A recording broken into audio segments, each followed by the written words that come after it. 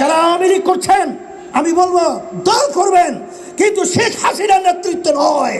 আজকে যে উপদেষ্টা যাদেরকে নিয়োগ দেওয়া হয়েছে তার ভিতরে কিছু উপদেষ্টা যেটা নাকি আমাদের দেশের জনগণের মনের এবং তাদের চিন্তার বিপরীতে, একটু আগে যে বলেছিলেন আমাদের ফয়জুল করিম মুফতি সাহেব যে ফারুকী সাহেব, সেখানে বৈষম্য বিরোধী ছাত্র আন্দোলনে যারা নাকি জীবন দিয়েছে, রক্ত দিয়েছে এবং যারা নাকি প্রতিবাদ করেছিল, তারাও কিন্তু এই উপদেষ্টার বিরোধিতা করেছে। তার বিভিন্ন দিক থেকে সে আমাদের দেশের জন্য উপদেষ্টা হওয়ার যোগ্যতা তার কিন্তু নাই। সারা বাংলাদেশের রাজনৈতিক দল বলতে সবাই মুখ এর ব্যাপারে খুলেছে তার প্রতিবাদে, আমরাও খুলেছি, কিন্তু অন্তর্বর্তীকালী সরকার এ ব্যাপারে কোনো পদক্ষেপ গ্রহণ করেন নাই। এটা কিন্তু আমরা আজকে আমাদের সম্মেলন থেকে এইটা আমরা এক কথায় বলবো, এটা আমরা ভালো নজরে দেখি নাই।